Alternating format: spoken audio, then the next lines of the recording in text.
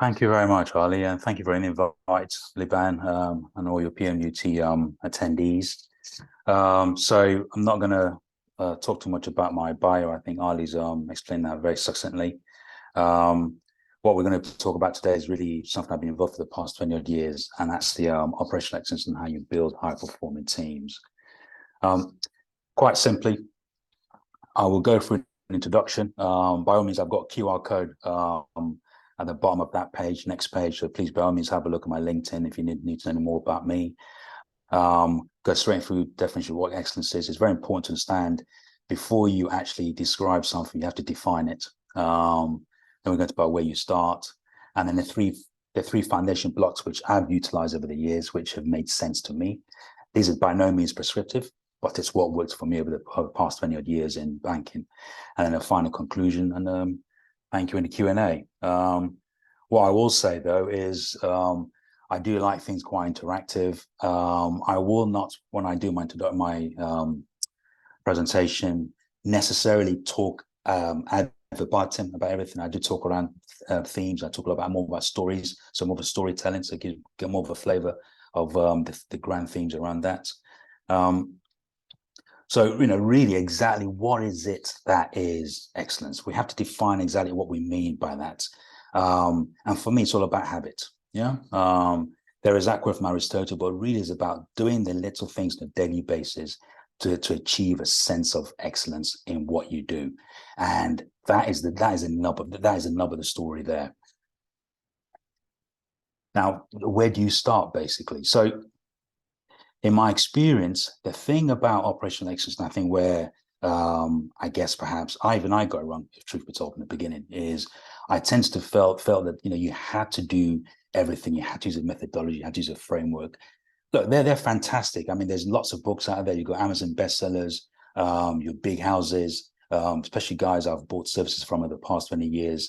They've got their frameworks, their insights, etc. But fundamentally, what works on the ground bears no resemblance to a certain degree to what these methodology and frameworks are. So you have to chart your own course to a certain degree. And over the years, I realized that operational excellence wasn't about doing everything great. It's about doing certain things to an exceptional level to the best of your ability. And that's what drove the whole organization, drove the actual excellence across the whole board. And that's the thing about you understand exactly what your key competencies were. Yeah. For me, it was three things really, and it took a while to get this. I'll be honest with you, and I think as all those of us who have been or who are business school alumni, I think you tend to find that you take what you've been taught theoretically and try and apply that to the workplace. Some degrees it works, but I think over the years I realized that actually you have to do a hatchet job to certain things, and it became more of a building a Frankenstein or a Lego piece and put things together. But for me, the three things have always been, you can say four, maybe you can split systems, processes, but I've always coupled those two together. It's people, systems, processes, and leadership. And that's very, very important for me. It's always people is the first thing. And that's something I realized over the years. The key thing about your people is understanding how to build that team. So my background is professional sports, and I've always worked in a team environment. And I've always built my teams around that kind of mentality. I've always believed that basically for me, I was what you call a confidence player. I played rugby league, what you call a confidence player, so which meant that basically I needed to be, how can I put it? To felt like I was Hercules, yeah, on a day to be able to get the best out of me. And you needed a coach to do that. So I was a person who, I was not easily managed. I did not respond to a manager. I responded to a coach. Because the manager tells you what to do, a coach shows you how to do things. And that's one thing I learned over the years. And that's why I built it into my teams when I was building my operational teams. And I'll tell you a story here. So, by all means, there are a few points out there. I'm not going to talk about those, but I'm going to tell you a story. So, for those of you who don't know, there are two codes of rugby in the world. The larger of the two is rugby union globally. But you have one code called rugby league. And in Australia, it is the one that rules the roost. I happen to play both. I started my junior career in rugby union and I played professional rugby league. So I've got a foot in both camps. Now, back in '95, the premier competition called the National Rugby League looked to extend extend the franchise. They wanted to get a team in New Zealand. At that time, the New Zealand system was very much semi-professional. All the top Kiwi players would go to Australia and play for the big Aussie teams, and they built so they extended this franchise to New Zealand. From about 95 to about 2001, I mean, they bobbled around the bottom range, couple of wooden spoons, never set the world alight. And that was an odd thing, because if anyone knows about rugby, I mean, rugby is a hotbed in, New Zealand's a hotbed for rugby. And it was an odd thing because the rugby league community and talent pool in New Zealand is huge.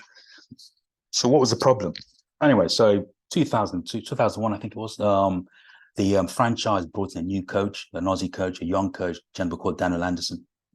And he understood one thing. He would tell you as well, actually, if anyone hears about any conversation he has, he's not a man manager, but he understood one thing about the Kiwi Warriors. They were not tapping into the core essence of that community and that organization. If you break it down by the participants in New Zealand, 80% are Maori, which is the indigenous nation. And for Maoris, it's all about family, it's all about community, it's about doing what's right for the community and be very selfless towards that. So he made sure that he built an organization, a culture within the film, within the club that's centered around the community. So these guys, yes, previously, of course, against rugby players, we do a lot of community outreach, etc. But he really wanted these guys to really understand that it was more about the community and not them.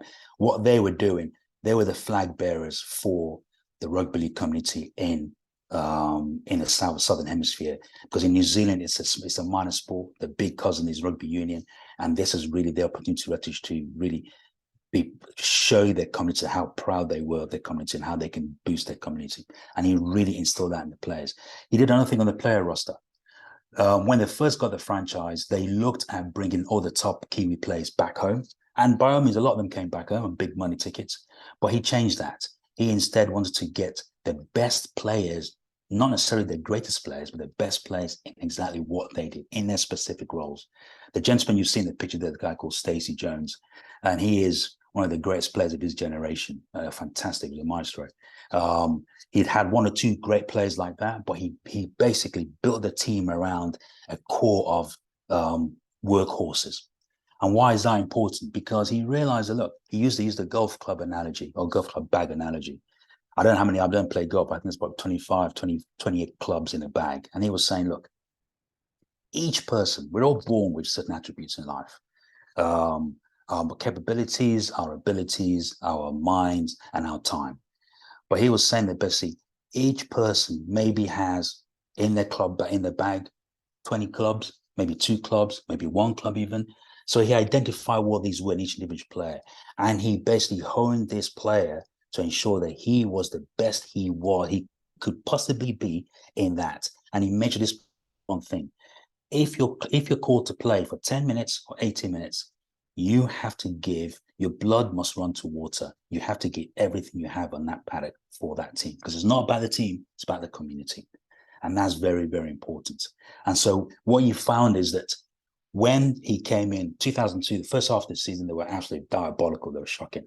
But everything clicked in the second half. Now, all the press conferences during those games when they're going through a tough time, bar none, be the coaches, be the captain, be all the playing staff or coaching staff, the message was the same. It will work. We just have to keep on doing the small things daily, every time. We will get it right. It will click. It will click. It will click. And it did click. And I kid you not, second half of the season, they actually blew everyone out of the park. I mean, they played some sensational rugby league football for that year, and actually for a generation, truth be told, in that second half of the year. And they got through the NRL Grand Final. And it's all built around identifying the right people, putting them in the right roles, putting the right community, engaging with that local community, and tapping into the core essence of these individual players and letting them know that they were there for something larger than themselves. It was a fantastic story. I mean, they lost the final. I just ran out of steam. But it was if you think about what he did and what he achieved, it was a beautiful season that was. So that's really, for me, that's why people are so important. If you don't invest in your people, if you don't take time and effort in your people, that's the most hardest thing to do. You've got best. It's all about vision and what do you call it, perspiration. And if you can get that right, you're halfway there to making anything tick. And then systems and processes. I mean, yeah, it's for me, it's a very, very simple thing. Systems and processes. You have to make sure success is not something you pursue, it's something you actually achieve. You achieve success day by day. They're saying Rome wasn't built in a day. True, it was built brick by brick every day. Yeah. So therefore, you have to make sure you do the small things right, and it becomes what do you call it? Second nature. It becomes muscle brain memory. So everyone who's read Malcolm Gladwell's Outliers, when someone talking about, it's about getting the small things right on a daily basis. You build the systems, you get the processes right, and you get the right people on the bus, you build a fantastic team. So I'll give another story here. So in the World War I, you had the Battle of Gallipoli. It was 1916. So Gallipoli is now in modern day Turkey. Basically, the British Expeditionary Force were looking to invade that part of Turkey through the coast, and it was against the defenders with the Turks or the Ottomans and the Germans and their German partners. On the expeditionary force, there was the British and the Anzacs, Kiwis and New Zealand soldiers. Now, interesting about this, the reason why I'm saying this story is, just bear with me. So the scene is this: Gallipoli is very rocky, it's very mountains. It's you can't basically anyone knows a seafaring, you can't basically take a large boat to the shore. You have to actually, in effect, you have to anchor like 5-10 miles away and then take dinghies and small boats on shore. Heavily defended. The British High Command were 10 miles offshore. The Anzacs, basically High Command, were onshore. The British High Command, through command and control, using policies and processes and structures which they built over the 1800s, which were successful in the Boer Wars, successful in the colonial wars, but unfortunately, when it came to a new kind of war, were unsuccessful, were refused to change the way they were doing things, to the point whereby the British suffered huge losses because on-field commanders were not able to make decisions. They had to wait for headquarters to give them decisions. That's 10 miles offshore. The Anzacs, on the other hand, were able to make some headway. It took them 3-4 days, but there was some headway. The difference with the Anzacs was that basically the command and control were left to the on-field commanders. They're allowed to be agile. They're allowed to basically identify what they need to do on the time, deploy the teams as they saw fit, and attack the enemy as the enemy came up. The difference with them was the fact, and also their losses were less compared to the British. So what does that tell you? In any environment, generally, it is not the individuals that are the root cause something going wrong. It is the fact that the systems and processes and structures they find themselves in are not optimized for maximum success. That's the key thing. Also as well, individuals not given accountability and responsibility will tend to find that they're basically systems and processes and organization will fall down. Secondly, or thirdly, should I say, when you have a disciplined culture, what I mean by that, most organizations will have a discipline. Some have a culture discipline. Very few have a disciplined culture. What that means is, if you don't identify the right character traits and identify the people with the right work ethic, you will always have a struggle to build a high-performing team. And if you don't give them the right tools in the right way, and you're not agile in the way you approach issues, agile in the way you approach opportunities, you're always going to fall down. And that's why, if you look at Gallipoli, that's why the British Expeditionary Force fell down. The Anzacs was successful. You bring that into a life scenario, and that's why when you look at organizations, why do they struggle sometimes? It's because it's very easy to blame the individual who's fat-fingered, especially in my world of banking, especially, people read about the issues in banking, things one couple of years ago. I think it's UBS. I can't remember. I think it's UBS. I think someone fat thinking $800 million. Yes, you're all you might blame the individual, but actually, when you look at UBS, you look at everyone who knows investment banking, realize actually it wasn't the individual that's a problem. It was a system, processes, and governance around that individual that fell down. Checks and balances were not in place. That person was not properly trained. They had the right tools in the wrong tools in the wrong place. One thing I employ with my teams is basically what I call a blank sheet of paper. I don't micromanage. I don't like micromanage myself, so why should I give it to do it to other people? I tell them basically, there's a blank sheet of paper. The edges, outside the edges is my world. In there is your world. You do as you see fit. My job is to make sure that is to support you and coach you. I'm not going to prescribe to you what you should be doing, but you have the parameters and you go ahead and do that. That gives people a sense of ownership. You have to give them a sense of ownership. You are not the person who does the job. It's individual, the co-officer that does the job. And from a risk management perspective, in banking, we're in the world of how can I say? Yes, we're there to earn money and make money, but actually, fundamentally what we do is we are risk managers. Successful organizations in any endeavor, in any industry, have to be risk aware, not risk averse. It's two different things. And so therefore, it's by making sure that your people are smart enough, they're trained, they're developed, and they understand to be able to take calculated risk within a framework that has a strong governance around it to be successful. And finally, leadership. I must admit, I do hate this word now because everyone uses it. It's so overly used. It's like on toilet paper. But it's so important, leadership. And one thing I will say about leadership, in my experiences, the loudest ones in the room are usually the worst leaders. Small actions make great leadership. And that is basically you walk the talk, you do what you're supposed to be, you do what you say you're going to do, and you muck in, you help the people, you help them basically get better and improve themselves. I'll be frank with you, leadership is not about crowing about how great you are, it's about being authentic and being humble. So Napoleon there, another story about Napoleon. So in let me think, where was it? It was 1804. I think it's 1804. Maybe a couple of years either way off.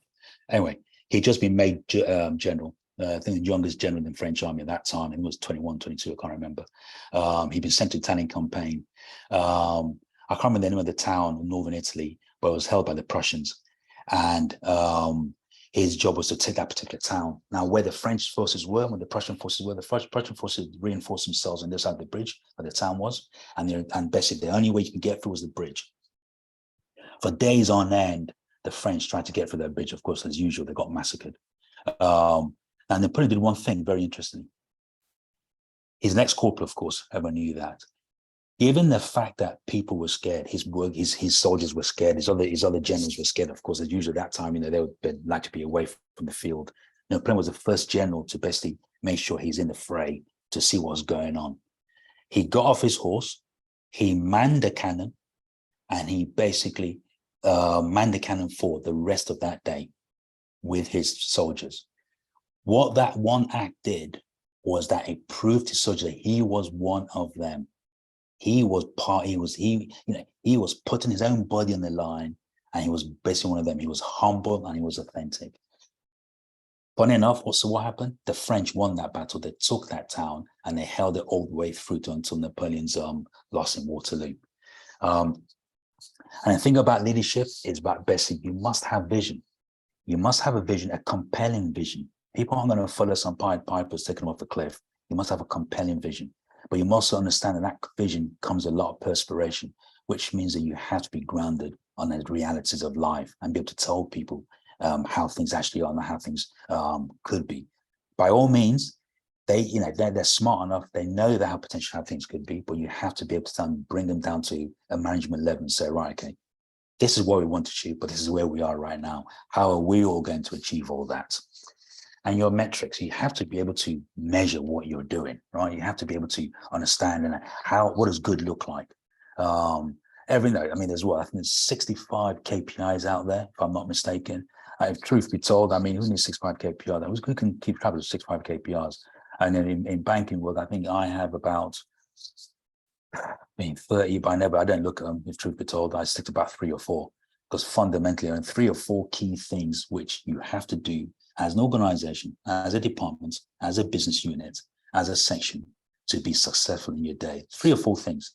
Now, you ask people, what are 3 key things you have to do on a daily basis? I guarantee you, 8 out of 10 times they'll have no idea, because there's so many metrics out there. There's so many competing goals out there. People don't know what they're doing, how they're doing. That's why you have to keep focused. You have to basically funnel everything down to 3 or 4 key activities. It goes back to what I said before about doing the small things. Those 3 key activities are the small things you have to do without fail on a daily basis to the best of your ability. And that's what builds everything else out. One thing as well I say is about inspiration. You know, as you know, Napoleon said, there's leaders inspiration, deal in hope. My job as a leader is not to motivate you. That's your job. You're motivated because you get out of bed in the morning, you come to work. My job is to inspire you, because guess what? You spend more time with me than you do with your families. Within the investment banking world, I'll probably work 12 to 16-hour days, depending. So that means that individual is probably doing the same kind of hours as me. So therefore, my job is for those 16 hours or those 12 hours, I have to do my utmost best to inspire you to give me your best in the hours. That's hard work, but you've got to learn how to inspire people, you know? And it's about basically letting them be the best they can be and giving them tools and building that environment, and that from which they can be the best they can be in their lives as individuals. And transparency is all about basically being open and honest. People aren't stupid, so don't treat them like idiots. Be honest and be transparent with them. Tell them how things really are. People respect you more when that's the case. Again, respect is a mutual thing as well, I'm concerned. I've been number 1 cheerleader. I've always been a cheerleader of my team. Even if my teams have been absolutely awful, I've been number 1 cheerleader. And if they've been awful, I'll tell my bosses was because guess what? You have not given me the tools for them to be the best they could be, because everyone's got potential, you know? And finally, one thing I always do, and I do a lot more, is actually I listen more and I talk less, because it's not about my voice. The voice that needs to be heard and not mine. It's actually people at coalface. What's that going here? Oh yeah, be an animal of progress. Yeah, it's one thing as well. One of the negatives, one of the downsides of you building a high performing teams, that you will tend to find that there will be times when you may lose people. And that's good. Why? Because you've built these individuals to excel at their own core abilities and core capabilities in their life. And you've built them to open the horizons. If there's one thing you should achieve in life, is building great individuals. So if you're going to lose that person, that's fine. That's not a bad thing. That's actually a fantastic accolade, commendation of what you've done. Your job as a leader is to ensure that you have the framework to be able to cover for when that person leaves. As I said about when I talk about the rugby analogy, the rugby story, the key thing is your role is not to identify the greatest people in the job, it's the best people for a job.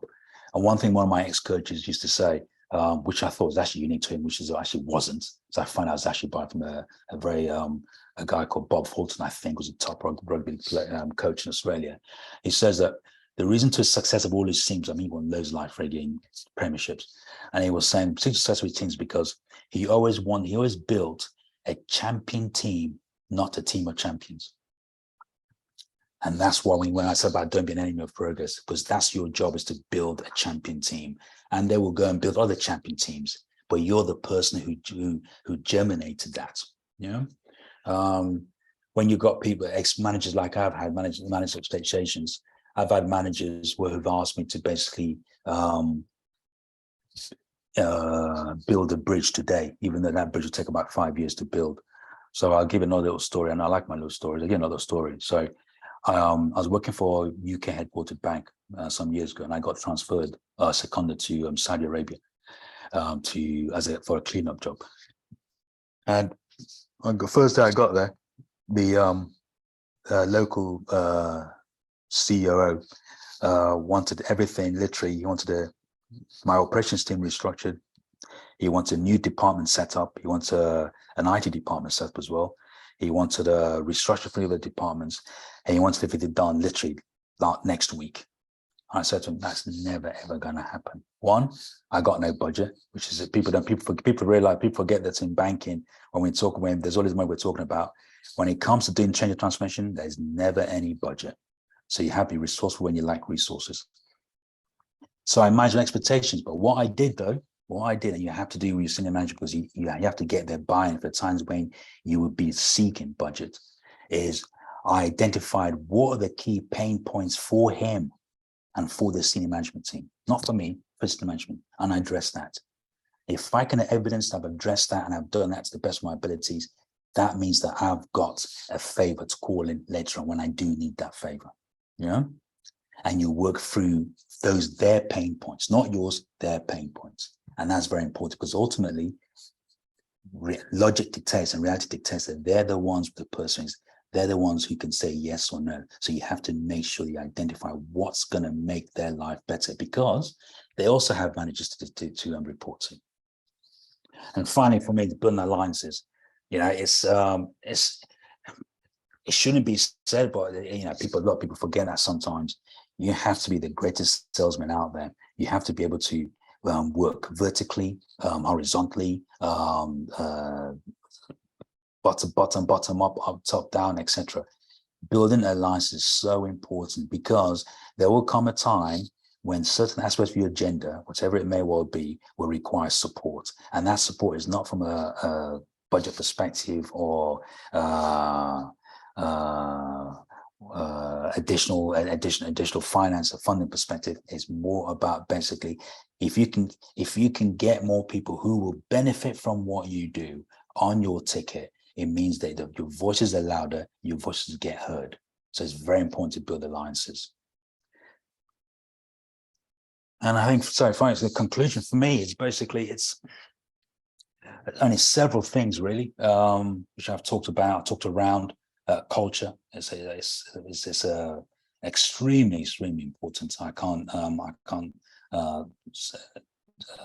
say that more and more. It's about revolution through evolution.